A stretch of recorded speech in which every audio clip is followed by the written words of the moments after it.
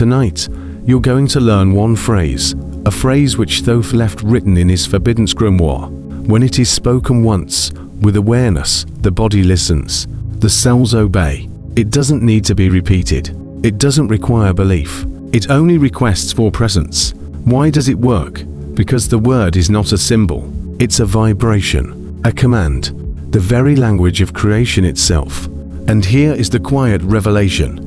You have already used this same power, only against yourself. When these words have been said, such as, I am finished, I can't take it anymore, this is too much, your body heard them as law, and it obeyed. Your cells closed their doors. The blood slowed its song in your veins. Your breathing grew shallow, not out of malice, but loyalty. The body serves whatever it is told. Tonight, we begin to understand how that obedience was forgotten, how it became corrupted, and how it can be restored through a single conscious word. Thoth says that before the vibrational fall of human beings, there was no confusion between feeling and creation. The spirit gave the command, the body carried it out. There was no distance between intention and manifestation. The word and the act were one. In that early world, language had not been learned. It was a current of creation moving through breath. Every phrase, every sound, every gesture was alive with implication. The innumerable cells of the body were like attentive scribes in the halls of the gods, waiting for the breath that would awaken them. Thoth described this in the grimoire not as myth, but as memory. He said that in those days, a clear intention could reorganize matter, pain could dissolve, inflammation would recede, and aging itself would slow, because there was no separation between the two. Neither did the body ever doubt the spirit's command. Over time that unity fractured, words were voided of their breath. They were repeated without presence. The mouth kept moving, but the spirit no longer carried the sound. The cells, still obedient, continued to respond, only now they were obeying confusion. Thoth called this the silent rebellion. It did not scream, and it did not announce itself. It began quietly. A carelessly spoken phrase, a thought repeated too frequently, an outburst whispered in exhaustion. The body heard them all as truth. The command was accepted when a person said, I am tired. Energy dimmed. The pulse slowed. The mind interpreted fatigue as destiny. When somebody said, this is killing me, the body did not argue. It obeyed. This, Thoth wrote, is the greatest power of flesh and its greatest danger.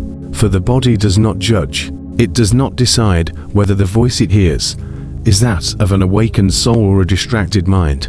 It serves all alike. Anger turns into inflammation. Fear depletes the nervous system. Hopelessness remakes digestion. Rejection reverberates in the immune field. Every organ speaks a language in vibration, and yet, Thoth never blamed the body. He called it the most faithful servant of the human soul. Illness, he wrote, was not punishment, it was obedience. Humanity did not fall sick by accident. It fell by repetition. It was repetitive, with phrases carrying despair. It repeated emotions that carried division, and what was repeated became law. But this obedience could be healed. It could be reclaimed, because beneath the corrupted language, beneath the unconscious noise, the ancient command still lives. The bridge that joins thought and flesh was never demolished. It was merely forgotten. Thoth unveiled that bridge in one word, breath, the living current between what is felt and what is manifested. He wrote, no command can be obeyed if not carried by the sacred breath. No sound creates unless it rides upon the rhythm of life itself. He named the restorative practice Ankita, a vibrational sequence signifying life renewed, divinity expressed. Ank, eternal vitality. Nita, divine principle in motion. Together, to form the pulse that reconnects body and consciousness. The ritual has a simple structure, but its simplicity hides depth. It is not supposed to relax the mind. The purpose of this is to wake up the body, to remind every cell who speaks in the temple. Thoth described three portals of command: the heart, the solar plexus, and the throat. When these three align through conscious breath, the word regains its authority. The first breath moves to the heart. There, the initiate allows every emotion to surface: joy, sorrow, love, anger, all are sacred. The second breath moves to the solar plexus. Will is stirred, unemotional and steady. The third rises to the throat, which is the silent throne of the word. Why all, sin sonido, esse forma la orden. My body serves me because I am the living word. Not whispered, not repeated, felt. At that moment, the cells know who their master is. The inner structure moves. Energy starts to flow along forgotten pathways. The body remembers what it's like to obey a conscious spirit. This is, Thoth wrote, the first rite of restoration. Every breath becomes a bridge, while every thought becomes a vibration shaped by presence. The chaos of years starts to dissolve. The body, long tired of conflicting orders, relaxes into clarity. The word has returned to the breath, and with the breath, it returns to creation. In the following section, we go deeper into this living temple. We will trace the current of command as it flows through blood, through light, through geometry dictating the shape of every cell. You will see how language, structure, and memory weave together, how your body listens not only to what you say, but to what you really mean. The breath is the bridge. In the instant you remember it, the temple awakens. It's subtle at first, a quiet awareness in the chest, a warmth that expands with every inhale. The body listens, the heart steadies, the mind softens into rhythm. You aren't making anything happen, you're simply remembering how it happens. Thoth wrote that the first command is not a word, but a state. The word must be born from stillness. When one attempts to command while divided, the vibration splits. If one speaks from fear, the sound weakens, and when spoken from the intellect alone, the energy disperses prior to reaching the body. When the breath unites with feeling and intention, however, the phrase becomes alive. My body serves me because I am the living word. This was the first restoration, but not the last. Thoth said that beneath the breath, there coursed another current, the river of memory that runs through every person from birth until death. That river is the blood. In his writings, blood was not only vital fluid, but also the messenger between worlds. Every drop carries a record of what has been spoken, felt, and believed. It is the body's library of vibration. The blood does not think, it transmits. When you speak, it listens. When you believe in something, it makes a recording of it. When you doubt, your doubt is mirrored in it, thickening its flow are words spoken in anger. Its path is cleared by words spoken with love. You don't command the blood with effort, but shape it through the language you live by. Thoth wrote that many of humanity's illnesses are not diseases of the body, but distortions of the current. The blood follows old commands. It repeats ancestral phrases stored within the lineage. The same sentences passed down through generations. This runs in the family. We have weak hearts. Our blood is thin. Our time is short. These words, spoken without thought, become inherited decrees. The blood does not question the voice that speaks them. It obeys. This is why Thoth described the blood as the most faithful servant of the soul. It never abandons its master. But when the soul forgets its authority, the blood continues to carry the echoes of confusion. The body responds to those echoes with precision. A phrase repeated in childhood may shape an entire lifetime. Science whispers agreement, even today. Emotions shift circulation. Fear tightens vessels. Joy dilates them. Chronic stress changes the molecular balance inside the blood. The same patterns those saw through intuition are now seen under microscopes. What we feel becomes chemistry. What we say becomes instruction. In the Forbidden Grimoire, there was a passage written in an unusual style. It described a sound, not a word, which would clean up the river. Thoth named it Sokai. He said that this vibration must not be spoken lightly. It should be released only when the heart is clear and the breath has become conscious again. So means release. Kai means return to original order. Together they form the command that tells the blood to stop repeating the past. It does not erase memory, yet it does dissolve attachment to it.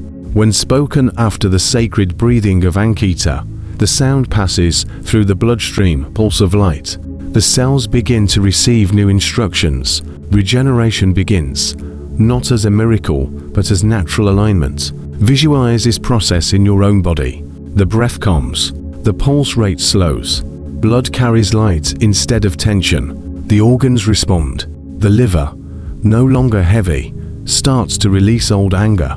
The lungs open, the heart expands its electromagnetic field. The body is not being fixed, it is remembering its original design. Thoth wrote that blood is not the source of command, merely the messenger. The true command resides in a deeper layer of this luminous field that surrounds and permeates the body. This is made of fine frequencies, invisible to the eyes, but felt when one is in moments of presence. Here live unspoken emotions. Here the word first forms before it reaches the mouth. He warned this subtle field can become clogged with what is not felt, the emotions denied, the fears ignored, sadness buried under activity. These do not disappear. They collect in the energy field, creating zones of stagnation that continuously emit silent commands. The person believes they have moved on, but the vibration continues, shaping the body from within. Thoth wrote, "What is not felt becomes a decree." The body does not respond to what you think you're feeling. It responds to what's alive inside you. Repressed anger will speak through the liver. Unacknowledged grief will whisper through the lungs. Suppressed fear will echo through the heart and the adrenal glands. The field does not lie. It only amplifies what has been hidden. In order to heal, the initiate must enter a state of honest recognition.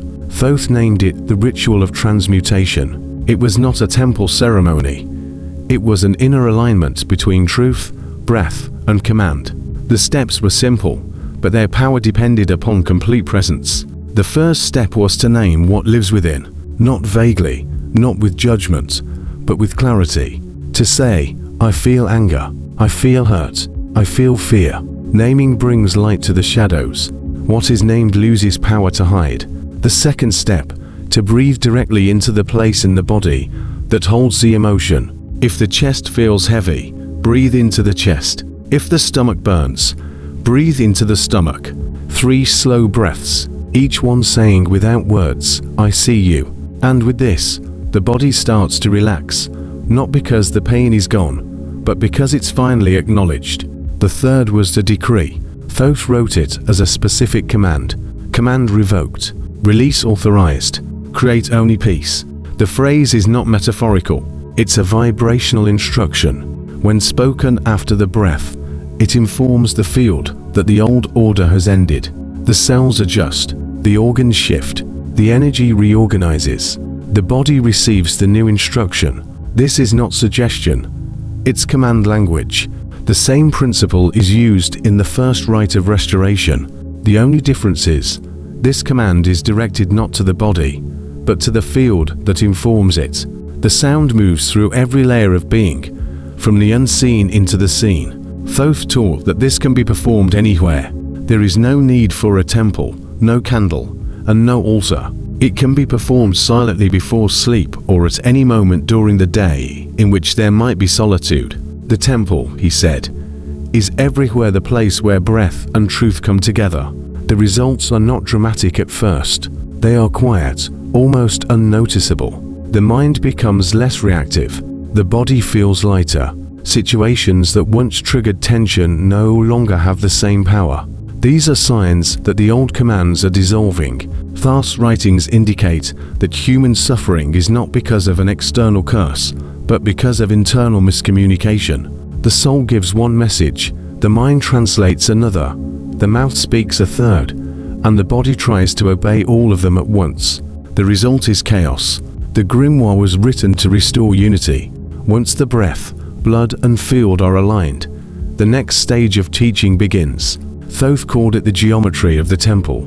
The human body, he said, is built upon sacred forms.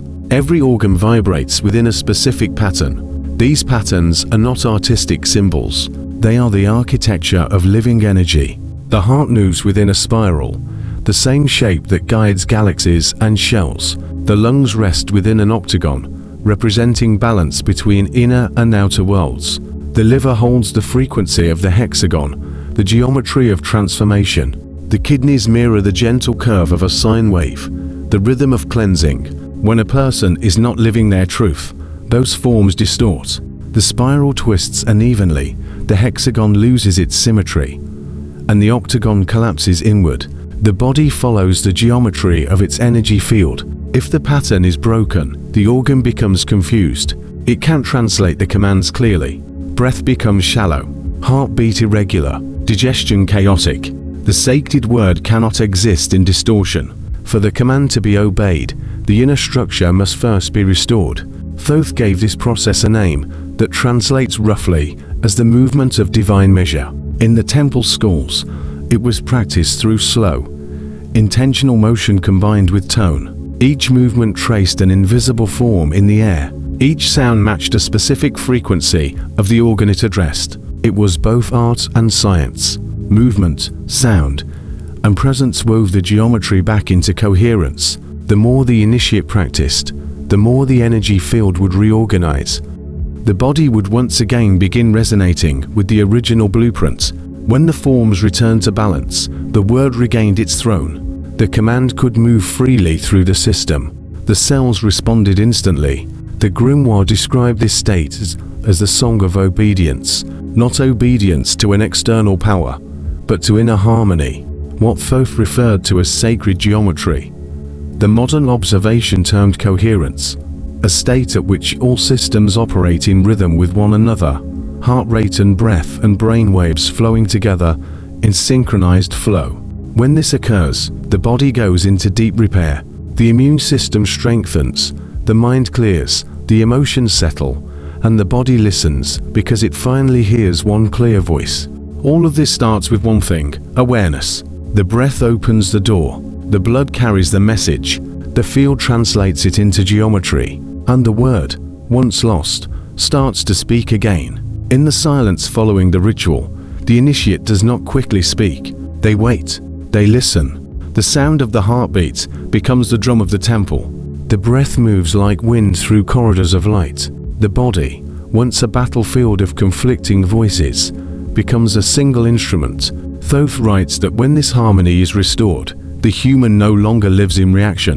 The soul becomes conductor. The body becomes orchestra. Every thought, every word, every motion carries the same intention: to serve creation. It is at this point that the next secret of the Grimoire reveals itself. There is an altar inside the invisible temple, not of stone, nor of fire, but of living energy. It quietly pulses in the middle of the chest. It is from this altar that all sacred words must rise. Without it, even the most beautiful phrase becomes hollow. Deep within the human temple lies the altar of creation. It cannot be seen or touched. It dictates the rhythm of each breath, the flow of every thought, and the motion of each cell. Thoth called it Miav, the altar of the soul within the body, where the visible and the invisible, the physical and the divine, come in contact with one another. This altar is not symbolic. It is a field that actually exists, one that can be measured in subtle ways even by modern instruments. The electromagnetic resonance of the heart is the largest in the body, moving outward through waves that carry emotion, intention, and coherence. When this field has stabilized, the body reorganizes itself in response. And when the field has become distorted, then the systems of the body fall into disarray. Thoth said that the body's power to obey the sacred word depends entirely on this inner altar. If the heart field is incoherent, no command will be heard clearly. The cells respond only to harmony. They recognize truth through resonance, not through meaning. The body listens to vibration, not vocabulary.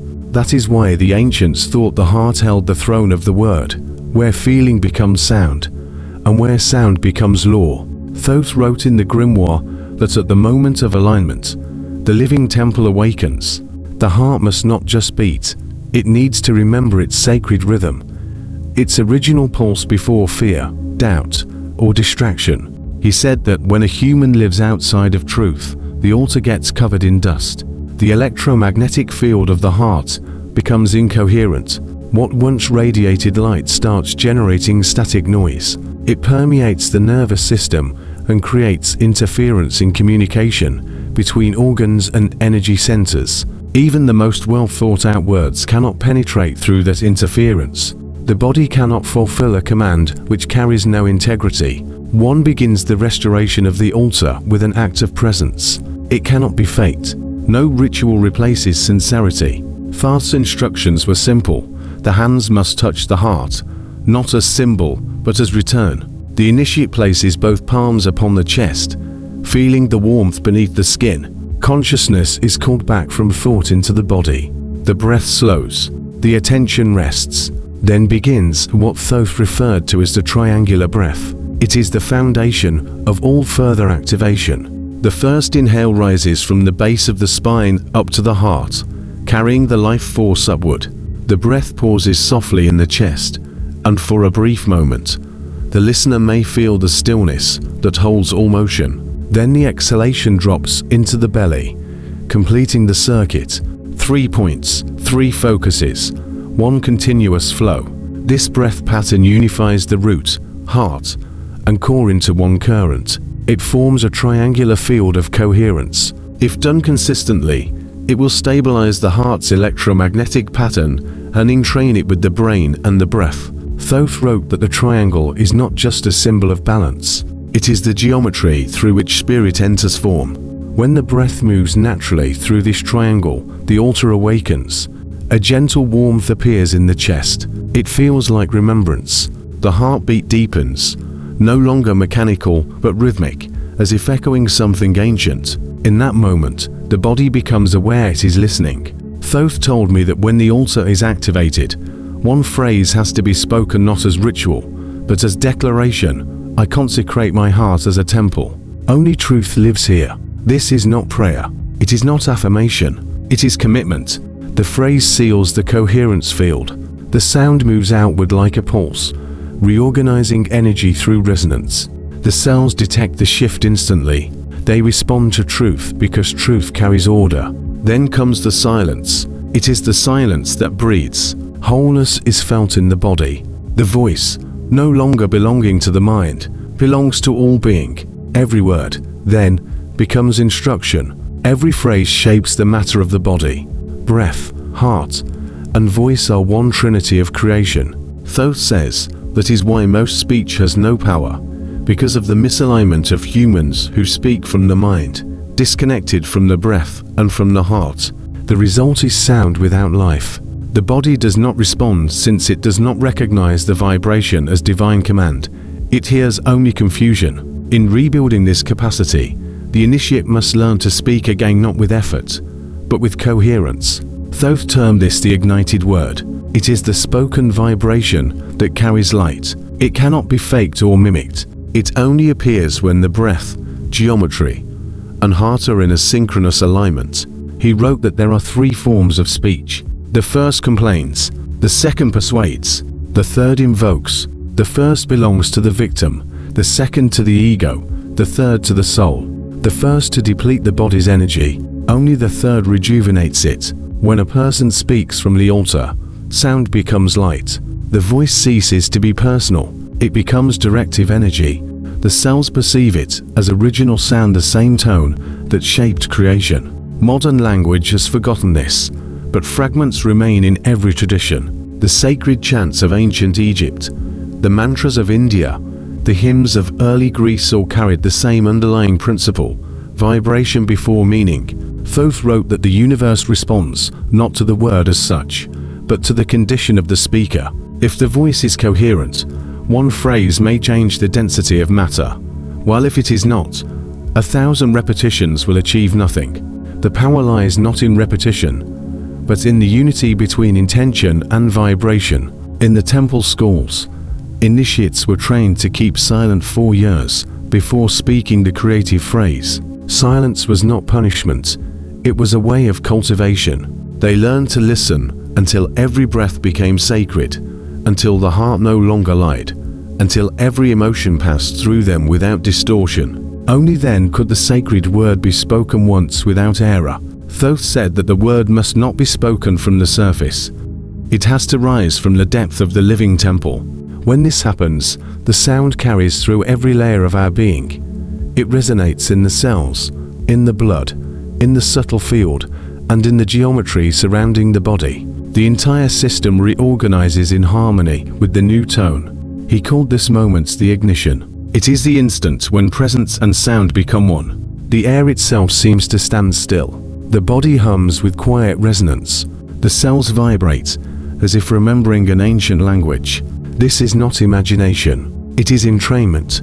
Every structure in the body responds to coherent vibration. The Grimoire records that when the heart is consecrated and the triangular breath is complete, the initiate must remain silent before speaking any decree. The silence is not an absence of sound. It is fullness. It is the gathering of all frequencies into one command. It is only then that the creative word takes form. Thoth says this phrase is never the same for any two beings. It arises from within when the field is ready. It may be as simple as I live or as intricate as an ancient tone that has no translation. What matters is that it comes from coherence. This is the secret of obedience. The cells do not obey authority, they obey resonance. Where inner geometry is whole, the heart coherent and the breath aligned, the body recognizes the voice of its true source. Thoth warned that there is risk in speaking without presence. The unaligned word creates confusion in the field. It scatters energy. The ancient teachers forbade using sacred sounds for personal gain or emotional manipulation, because the body and the world always respond. The universe does not differentiate between wisdom and ignorance. It answers vibration. To speak from the altar is to accept responsibility for creation. The sound released from coherence does not return void. It moves through the invisible architecture, molding patterns of matter and energy. It may heal, awaken, or dissolve. The effect depends only on the clarity of the heart that speaks it. As the initiate begins to live from this awareness, ordinary language begins to shift. The need for many words falls away. Sentences become shorter. Silence expands. The voice takes on a softer quality, and its power grows. The cells are constantly listening, adjusting with every tone. The body is an instrument tuned into truth. This is not metaphorical. Coherence in speech, even at quantifiable levels, shifts physiology. Research proves slow, rhythmic cadences of speech, in concert with deep breathing, normalize nervous system variability and heart rate variability. The ancient science buried within the Grimoire was discussing this very stator intersection of rhythm, emotion, and breath that translates biology into harmony. As the word becomes ignited, it begins to act even in silence. The body no longer waits for instruction. It anticipates. It listens to the field around it. It responds to thought, to feeling, to the unspoken current that connects all things. The person begins to sense life as one continuous conversation between consciousness and form. This state is referred to in the Grimoire as reunion of command. It is the point at which the soul is fully reincarnated into the body, not by death and rebirth, but by total presence. Thoth wrote, "The soul must inhabit the flesh before the word can rule it. Without embodiment, speech remains powerless." He explained that this reunion occurs most naturally in a space few ever notice during sleep. Sleep, he said, is not rest. It is ceremony. Every night, the body dissolves, the energy disassembles, and the soul has the chance to rebuild its connection to matter. Sleep becomes almost a kind of nocturnal reincarnation, approached, as it is, in full consciousness. Before giving way to it, the initiate goes through a simple rite. He gives up every role, every identity of the day. He sees the body dissolve into light, the cells slacking their tension. The mind slows, unable to tell anymore whether it is inhaling or exhaling. Then, in a whispered thought, they say, "Let my body be reborn in the original pattern." This isn't prayer, but instruction. As the physical systems go into rest, the command moves through the subtle layers. The field reorders itself according to that pattern. In the silence, regeneration begins. This is the same process that modern science would describe as cellular repair during deep sleep. The language is different, but the principle is the same. The body, given clear command and coherent rest, restores itself. By putting sleep into a sacred ceremony, the initiate will make sure every night is a rebirth. Breath is the gate. silence the temple, and the word the law. When the initiate awakens from the night's silent ceremony, something feels subtly different. The body hums quietly, not with tension, but with a deep sense of order. The mind rises slower, as if careful not to disturb the silence still vibrating beneath the skin. The breath feels wider, the heart steady. This is the sign that the nocturnal reincarnation has begun to work. Thoth wrote that the human body, upon waking, exists for a few minutes in a state of neutrality. The command pathways are open. The cells are listening. In those moments, what one thinks and says holds more weight than any other time of day. The initiate does not rush to speak. They listen first.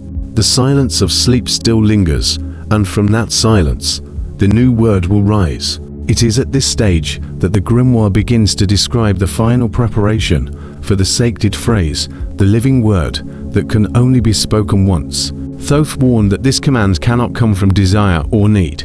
It must emerge from balance. If the heart is still burdened by judgment, or the mind still shaped by fear, the vibration will distort before it reaches the cells. To speak prematurely is to scatter energy. He wrote, "The word of creation does not arise from effort. It is born when effort ceases." That is why the final training was not about learning new sounds, but remembering silence. For silence, when lived fully, becomes the purest vibration. The ancient priests taught that before any great decree, the initiate must sit in stillness until the body and the soul breathe as one. The heartbeat and the inhale must move in rhythm, creating an internal pulse that echoes the geometry of the cosmos. When that rhythm stabilizes, the body begins to glow within. This is not metaphor. It is the visible effect of coherent energy. The skin warms, the breath deepens, and the subtle field expands. At this point, the body no longer feels separate. The boundary between flesh and space begins to blur. Awareness spreads beyond the skin, and the initiate perceives that the field surrounding them is also part of their being. The air vibrates gently, like a quiet note held too long on a string. Thoth called this the harmonic threshold. It is the gate between the word and the world. To cross it, the heart must act as guide. The Grimoire describes a gesture older than language. The initiate touches the center of the chest with both palms, bowing the head slightly, not in worship, but in recognition. Then, the breath begins its sacred circuit again, rising from the base, pausing at the heart, descending into the belly. The triangle breath forms the platform upon which the word will stand. In this stillness, the phrase appears, not as sound yet, but as vibration. Thoth wrote that the true sacred word is not invented, it is remembered. It has always existed within the soul's memory, waiting for the field to become clear enough for it to be heard. When the heart is coherent, the word rises effortlessly, as if whispered by light itself. The initiate does not rush to speak it aloud. They feel it first. They let it fill the entire inner space, until even silence vibrates with its presence. The cells sense this vibration long before the mouth moves. They begin to prepare, aligning themselves to receive the command. Thoth warned that this moment should never be forced. If the word is not ready, silence is the higher form of obedience. Many ancient students would spend years within this state of expectancy, breathing, aligning, consecrating the heart again and again, until the vibration revealed itself naturally. When it does, the atmosphere changes. The body grows still, as if listening from every direction at once. The air around the initiate thickens with subtle charge. Then, with one steady breath drawn from the depths of the heart, the word is released. The Grimoire does not record what that word is. Each initiate hears a different sound, because the word is the soul's original frequency. It might come as tone, as whisper, or as phrase. It might even arrive as silence so alive that it becomes sound in the mind. What matters is that it emerges from truth. Once spoken, the vibration expands outward through the field. It moves through the geometry of the light body, through the river of blood, through every layer of form. The cells recognize it instantly. They do not interpret or analyze. They obey. The sound acts as a key that unlocks dormant instructions, written into their structure since the beginning of time. Thoth described this moment as the ignition of divine memory. The body begins to resonate at its original frequency. The organs adjust their rhythms to match. The nervous system quiets. Energy flows freely through every channel. The human being becomes both instrument and music. This state cannot be maintained through effort. It sustains itself through harmony. The more the initiate lives in alignment with that vibration, the longer the body remains luminous and balanced. When thoughts become discordant, the field wavers. When the heart returns to truth, the harmony restores itself. Thoth wrote that this is the foundation of what later cultures called miracles: healing without medicine, regeneration without time, transformation without struggle. It was not supernatural, it was natural order re-established. The body obeys the vibration of coherence because it was designed to. Disease, decay, and aging are not punishments, but symptoms of lost alignment. In the margins of the Grimoire, there are faint diagrams showing concentric rings emanating from a single point. They represent the expansion of this vibration through the layers of reality. The first ring governs the body. The second influences emotion. The third organizes the mental field. The fourth radiates into the environment, affecting the matter around it. When the sacred word is spoken from alignment, every ring moves together. The result is not only personal transformation, but environmental harmony. Plants, animals, and even water respond to the coherent field. Modern experiments echo this truth, showing how sound and emotion can alter molecular patterns. The ancients did not need laboratories. They saw the effects directly through perception. The more the initiate maintains this vibration, the more subtle the communication becomes. The body no longer needs constant direction. The cells act from shared intelligence. They anticipate the needs of the soul before the mind can form them. Thoth called this obedience without command. It is the highest form of mastery. But even here, he cautioned against pride. The one who speaks the sacred word must remain humble. The word does not belong to the person. It belongs to creation. The moment the speaker claims ownership, the vibration collapses into noise. True power flows only through surrender. Thoth's writings insist that every creative act is an echo of that first divine command that shaped existence. When a human speaks from coherence, they become a reflection of that original act. The same current moves through them that once moved through the stars. This, he said, is the true meaning of as above, so below. The human body is a smaller universe, governed by the same laws that guide galaxies. When this understanding settles, a great peace follows. The need to fix, to control, to command endlessly fades. The initiate realizes that the purpose of the sacred word is not domination but union. The body and soul become partners again, not master and servant. The cells obey because they are part of the same consciousness that speaks. Thoth called this realization the Great Remembering. It is the moment the human being understands they were never separate from their body or the universe. The same breath that moves the chest moves the wind. The same rhythm that beats in the heart beats in the ocean tides. The sacred word is not spoken to create something new, but to remember what already is. When this remembrance becomes daily life, every action, every word, every thought carries quiet precision. Speech becomes sacred again. Even simple words regain their creative weight. Saying thank you sends harmony through the field. Saying I forgive clears ancestral patterns. Saying I am connects directly to the source vibration of being. Thoth wrote that when humanity rediscovers this, the fall ends. The confusion between feeling and creation dissolves. The breath, the blood, and the word reunites. The silent rebellion within the body ceases. Every cell becomes a luminous scribe once more, recording only the commands of light. He ended this section of the Grimoire with a phrase written in golden ink. Speak once, but let every breath thereafter repeat it without sound. The meaning is clear. The sacred word, when truly embodied, continues to vibrate long after it has been spoken. The entire being becomes the echo of that first utterance. This is the state of living command. The cells obey not because they are told to, but because they and the speaker are one. The word no longer travels outward. It radiates inward and outward at once, forming a continuous field of creation. The silence after the word is more powerful than the sound itself. It lingers in the body like an echo that never fades, vibrating quietly through the blood, the bones, and the space between thoughts. Thoth called this silence the completion of command. It is the moment when creation no longer needs to be spoken, because the body has become the living word. The initiate, now fully aligned, breathes as if each inhale rewrites reality. The rhythm is no longer deliberate. It is natural, effortless.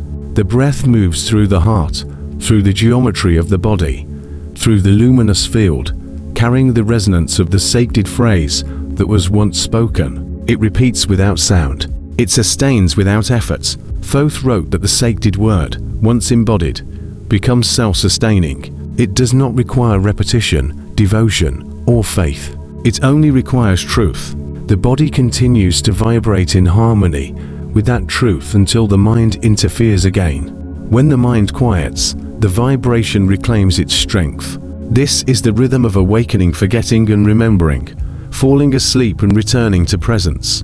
He described this as the cycle of the eternal breath. The inhale is incarnation. The exhale is release. Between the two lies awareness. When awareness remains, the entire cycle becomes creation itself. The breath creates the bridge, the heart consecrates the altar, and the word seals the command. Nothing more is needed. At this stage of realization, healing ceases to be the goal. It becomes a side effect. The initiate no longer seeks to correct the body. They simply inhabit it fully. The cells, free from contradictory signals, reorganize around coherence. Pain dissolves, not because it was forced away, but because the confusion that sustained it is gone. Thoth wrote that the divine design of the body was never meant to suffer.